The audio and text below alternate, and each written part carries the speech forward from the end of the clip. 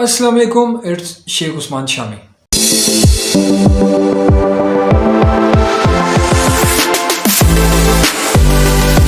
بسم اللہ الرحمن الرحیم۔ ہر شعبے میں ہم بے ایمان ہیں۔ کیوں؟ تعلیم کا شعبہ، اس میں سفارش، اس میں چٹنگ، اس میں سیاست۔ 9ویں 10ویں 11ویں 12ویں سندھ کے امتحان آپ کے سامنے ہیں۔ پنجاب میں بھی چٹنگ ہوتی ہے، اگر آپ پریکٹیکل وغیرہ کی بات کریں، پورے پاکستان میں ہی چٹنگ ہوتی ہے۔ ایجوکیشن کا پورا شعبہ برباد کر دیا ہے سفارشوں نے، اور اس کے بیچ میں سیاست نے۔ جتنے ایجوکیشن منسٹرز ہوتے ہیں، کیا چاہیں تو وہ کچھ نہیں ہو سکتا، سب کچھ ہو سکتا ہے، سارے نظام صحیح ہو سکتے ہیں، مگر ہم کرنا نہیں چاہتے۔ ٹھیک ہے، سیاست ہماری وہ سب سے بدتر ہے، ورسٹ سیاست ہے۔ ٹھیک ہے، سیاست کے اندر سیاست ہے۔ رشوت ہم لیتے ہیں، بے ایمانی ہم کرتے ہیں، دوسروں کا مال ہم کھاتے ہیں، یتیموں کا، مسکینوں کا، بیواؤں کا، محتاجوں کا، سارے مال جو بھی ہو سکتا ہے نا، ایون کہ کسی کو زکوٰۃ بھی دینی ہوتی ہے نا، تو اس کا مال بھی ہم سینہ چوڑا کر کھاتے ہیں۔ ٹھیک ہے، دوسروں کی مالوں پر قبضہ کر لینا، دوسروں کی زمینوں پر قبضہ کر لینا ہمارے لیے کوئی بڑی بات نہیں ہے۔ غریبوں کو تکلیفیں ہم دیتے ہیں، ان کا حق ہم کھاتے ہیں۔ خیر، اگر غریبوں کو کوئی تکلیف دے رہا ہے، آج کے دور کے غریب بھی کوئی کم نہیں ہے، جتنے برے کام ہیں سارے غریب ہی کر رہے ہیں۔ آپ کے حساب سے ساری سنیچنگ، جتنی بھی یہ پسٹل رکھ کر، گن رکھ کر، یہ ساری سنیچنگ، وہ بات الگ ہے کہ حالاتوں کی وجہ سے سب یہ کام کر رہے ہیں، مگر یہ اسلام کا کہیں سے تعلیمات نہیں ہے کہ اگر آپ بھوکے مر رہے ہو تو آپ جا کے کسی کو مار دو، لوٹ لو۔ غریب بھی خیر کم نہیں ہے ہمارے ملک کے۔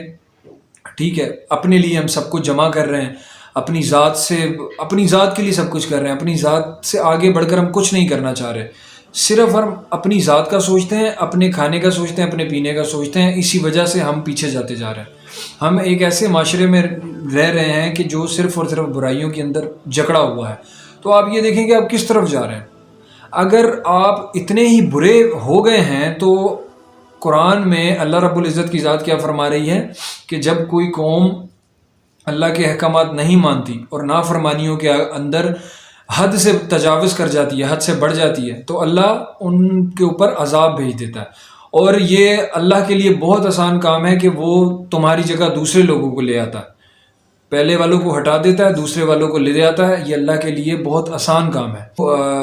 لکھ پتی ہیں وہ کروڑ پتی ہونا چاہ رہے ہیں، جو کروڑ پتی ہیں وہ ارب پتی ہونا چاہ رہے ہیں، اور جو ارب پتی ہیں وہ زیادہ سے زیادہ اور لینا چاہ رہے ہیں۔ اچھا، اس میں بری بات نہیں ہے، پیسہ کماؤ، گروتھ کرو، یہ اچھی بات ہے۔ انسان کی نشوونما ہونا یہ اس کے ایجوکیشن ہونے کا، ایجوکیٹو ہونے کا ثبوت ہے۔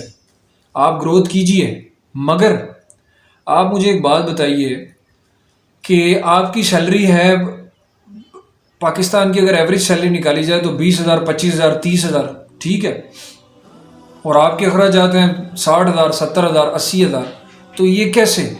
یہ کون سی سائنس ہے بھائی؟ جو آپ جو ہے نا اس ملک کے اندر 60% سے لے کر 70% لوگ جن کی لمیٹڈ سیلری ہے مگر ان کے اخراجات زیادہ ہیں، تو ظاہر سی بات ہے کہ آپ شارٹ کٹس کی طرف جائیں گے۔ شارٹ کٹ سے مجھے یاد آیا، کیونکہ میں نے ایک یوٹیوب چینل بنایا ہے، اس یوٹیوب پر اتنے اسکیم ہو رہے ہیں، میں چینل کھولتا ہوں اور وہاں پر لکھا ہوا آتا ہے 1 گھنٹے کے $5,000 کمائے، 10 گھنٹوں کے اتنے ڈالر کمائے، 3 مہینے کے اندر اتنے ڈالر کما لیں، 60 دن کے اندر $550 کما لیں۔ جتنے بڑے سے بڑا یوٹیوبر جو اچھی باتیں کر رہا ہے، جس کے پیج پر بھی یہ تھمبنیل بنا ہوا آ رہا ہے کہ اتنے دنوں میں اتنے پیسے کمائے، سب سے بڑا فراڈ، سب سے بڑا اسکیم ہے۔ یوٹیوب پہ ایسا کچھ نہیں ہو رہا ہے، یہ صرف اور صرف ویوز لینے کے چکر میں، صرف اور صرف آپ کا ایک کلک کر لیں آپ اور ان کو پیسے مل جائیں۔ ان کو کیا خدا کو منہ نہیں دکھانا؟ یہ یوٹیوبرز یا کوئی بھی افراد جو لوگ بھی حرام کاریوں سے پیسے کما رہے ہیں، کیا ان کو خدا کو منہ نہیں دکھانا؟